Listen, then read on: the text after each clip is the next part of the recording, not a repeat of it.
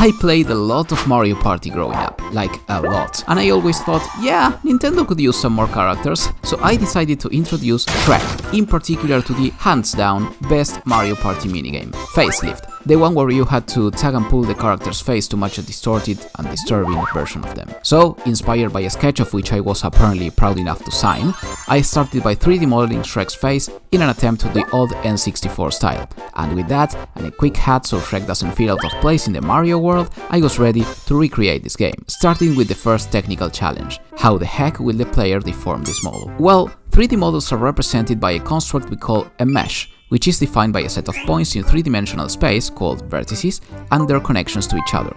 These connections delimit planes, and those build the surface of our objects. Then in order to distort a 3D model, we simply need to change the position of a vertex of the mesh. But doing it with a single vertex doesn't feel very natural. Materials don't behave this way, either in the real world or in Shrek's fantasy universe.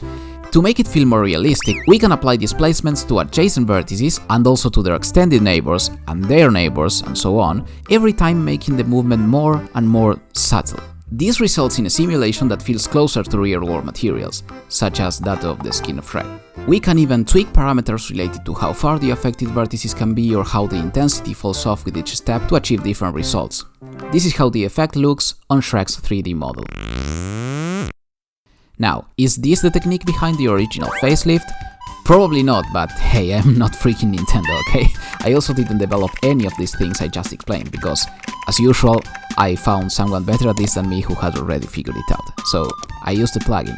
This framework provides a more simple interface for mesh deformation processing, building a first layer of abstraction from low-level vertex operations. I developed the player input on top of this. Like onions and ogres, my approach has layers. In this last one, I built features specific to this game, such as movement constraints and the visualization of the pinch in the form of red knobs. We can now drag from these bubbles to pull from different parts of the face. But remember, there's nothing too crazy behind this, just a bunch of dots moving around while altering the shape of the surface in a simple but beautiful choreography that makes it look responsive and elastic. Now that we can distort Shrek, it is time to grab those cheeks and pull from those ogre ears to create some target deformations as goals for the player.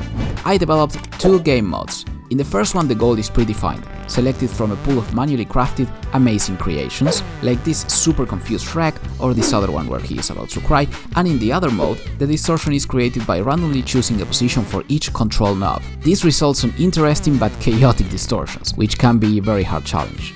These are done using the logic behind the player controls, with its constraints and all. Imagine it like being invisible hands playing with the knobs. This way we ensure the faces are actually possible to reproduce and win the game. But, oof, it is hard to get high scores in this mode, since there are no patterns, no symmetry, just computer nonsense. And, right, we will get to how the scoring system works in a minute, but before that, I didn't fit this into the final version, but I could release like a level editor to see the silly faces you all come up with. Let me know if that would be fun and we can make it happen. But yeah, going back, in Mario Party the winner of this minigame is the player with the most points when the time is over. But how is that score calculated? In short, I have no idea, but essentially we need to have some notion of resemblance between the two faces we want to compare. This is how I did it. When the time is up, the position of each distortion control knob is compared to its target one. Remember, those are set at the beginning of the game at random or following a predefined face expression.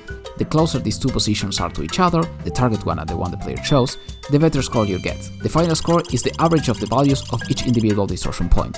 If you align everything perfectly, you'll get a score of 100.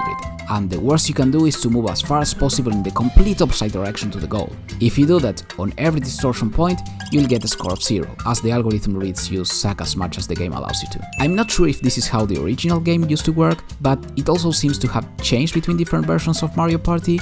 I believe some of them penalize the player if they didn't touch a part of the face at all, but others followed an algorithm closer to mine, which I believe to be a more fair approach. Like, imagine if the goal happens to be very close to the center and you leave this part untouched. Then you should get some nice points for that, right? The solution wasn't far from it after all.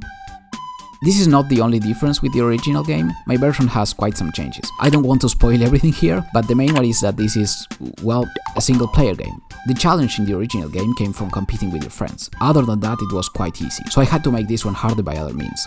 Go play it and see if you can spot what I changed. It is actually very hard to get a high score. Please share your personal bests and consider subscribing if you enjoyed watching. That's all, donkeys. See you next time.